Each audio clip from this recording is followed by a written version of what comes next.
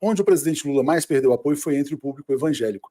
Foi de 46% que o rejeitavam em agosto para 62% que rejeitam. 50% que chegaram a aprovar em agosto caíram para 35%. Como é que você vê o desafio de superar essa rejeição entre os evangélicos? A religião é um grande aparelho ideológico, um dos maiores da sociedade capitalista, porque as pessoas vivem uma vida desgraçada no capitalismo, porque quem trabalha vive uma vida desgraçada, o problema é o trabalho. Alguém vai dizer assim, então como é que seria uma sociedade sem trabalho? Se as trabalhadoras e trabalhadores fossem donas e donos dos meios de produção, nós não trabalharíamos 8 horas por dia. Com a tecnologia, nós já poderíamos distribuir o trabalho de um tal modo que tiraríamos peso do ombro da humanidade inteira. Nós trabalhamos para manter o capital. O que tem de segurança para manter propriedade de rico no mundo, isso é um trabalho insano que emprega muita gente que não precisaria existir. Se as terras fossem de todas e todos, não precisaria de segurança. Cada qual cuida do seu canto e este canto, o outro pode chegar por lá, colher uma flor, entrega a outra de volta. A auto-organização do mundo é muito preferível a esta forma pela qual um mata o outro para ver se defende a propriedade 1% contra 99%.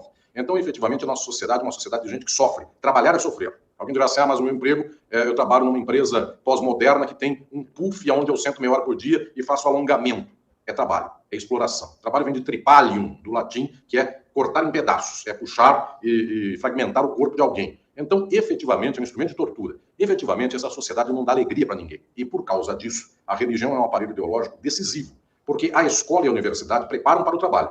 A escola e a universidade dizem lá, você aprenderá o abecedário, porque você vai para a fábrica, ou você vai trabalhar de caixa no mercado, e você vai ter que ler o produto. Eu comprei tal produto, o que é isso? Alguém tem que passar no leitor óptico, alguém eventualmente tem que fazer uma conta de matemática. Hoje sai tudo pelo computador, pelo leitor óptico, mas ainda precisa de alguma conta de matemática. Pois bem, a escola e a universidade põem a pessoa para ser explorada. A religião entra nessa história como lenitivo. A religião, então, serve de contraponto para fazer com que alguém que trabalha o dia inteiro, sua vida é desgraçada, ele não tem recurso de cultura, de erudição. Porque quem trabalha dia e noite, essa pessoa não tem tempo de ouvir Khachaturian, essa pessoa não tem tempo de ouvir Mahler, essa pessoa somente vive e escuta a música que todo mundo escuta. Não é alguém de um nível, eu diria, de arcabouço pessoal, que consiga suplantar o imediato do cotidiano. Qual é a sua forma de lenitivo? É a religião. Não é viajar, não é ir para a Europa, não é ir para a praia. As pessoas não têm esta condição. Então é a religião. A religião organiza, eu diria, o afeto das pessoas no mundo. Como a religião, então, é decisiva, e via de regra a religião tem uma estrutura de arcabouço ideológico reacionário.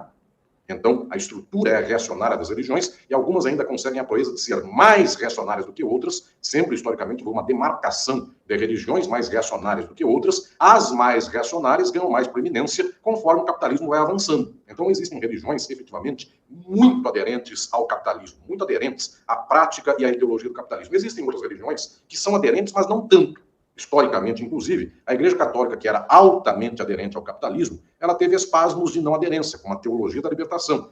No campo protestante, houve algumas teologias da libertação, mas, via de regra, novos campos que vieram de derivações do protestantismo não fazem esse movimento, fazem um movimento teológico, inclusive, no sentido de reafirmação reacionária. Isso é muito aderente à ideologia do capital. Pois bem, neste quadro todo, se o aparelho ideológico das religiões ele não é desmobilizado, pelo contrário, ele é cultivado, o resultado é que não tem como sair desse aparelho. Se esse aparelho é sempre alimentado, ele dominará a sociedade. E qualquer aparelho ideológico religioso tende à direita ou à extrema-direita. É conservador ou reacionário. Então a pergunta decisiva é, estamos criando outros aparelhos? Porque aí, querido Leonardo, eu lhe dou a resposta científica do assunto. Como é que se luta em face desses aparelhos? Existem duas lutas que aqui se dão, e eu gostaria hoje de anunciar, porque nunca falei disso em público, querido Leonardo, e vou reservar isto a você aqui para nosso momento do 247. Se quiser aumentar a minha tela, porque agora vem uma frase de efeito aqui, e vamos a ela.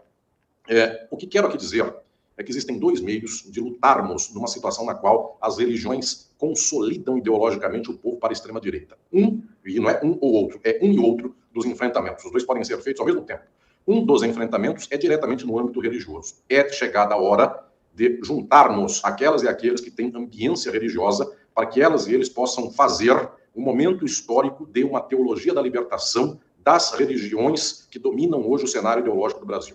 Então, aonde estão os movimentos que possam ser movimentos decisivos, expressivos e de massa para fazer com que a nossa gente do povo possa receber uma mensagem teológica libertadora e não apenas uma mensagem teológica reacionária. Um desses movimentos é um fomento na própria base religiosa da nossa gente. É preciso fazer com que expressivos ramos religiosos se abram para as suas teologias da libertação e no prazo de 10 ou 15 ou 20 anos nós vejamos por dentro um processo maiúsculo de libertação religiosa. O outro movimento, são dois, é um movimento social para fazer com que nós tenhamos aparelhagens ideológicas progressistas que possam estar convivendo ao lado e muitas vezes acima destas aparelhagens ideológicas reacionárias e conservadoras. Então, aparelhagens culturais, aparelhagens de sociabilidade, como aquelas que eu tenho falado muitos anos já, de centros socialistas, de comunidades no bairro que possam oferecer leituras de mundo progressistas, transformadoras. Nós precisamos de teatro, música, cultura, precisamos de ambiência de convívio social para fazer com que alguém até beba de alguma formação religiosa e beba também de um horizonte político transformador. Então, são duas ações aqui fundamentais. Enquanto o progressismo não induzir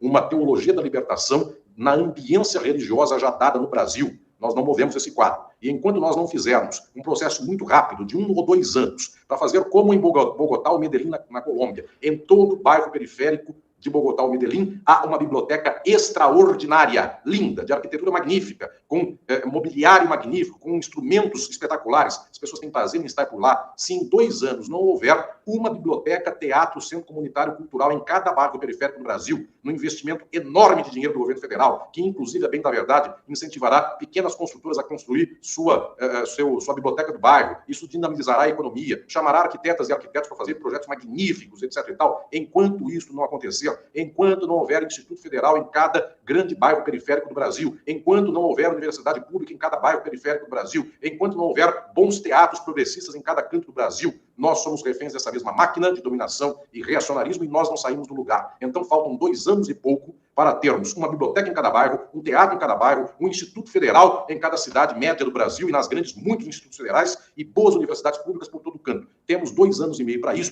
para prepararmos a ideologia da transformação mediante aparelhos, sem falar, Leonardo, vou dar de bandeja aqui, só para não dizer que toda vez eu falo isso, sem falar de televisão, meios de comunicação, algoritmos, redes sociais e outros mais, que é a disputa de aparelhos ideológicos de comunicação. Estou falando do bairro. Sem isso, nós não estamos fazendo nada para lutar contra este quadro. Então não adianta chorar dizendo, não há o que mobilize esta gente que já está consolidada de modo reacionário por causa da religião. Esta constatação pode ser feita assim. Nós estamos lutando para abrir, teologicamente, em outro momento, nós estamos lutando para abrir espaços de aparelhagem ideológica que possam servir de contraponto também a tudo isso. Se não estamos lutando, nós vamos somente chorar e constatar cada vez mais que esta pedra é invencível. E ela é vencível.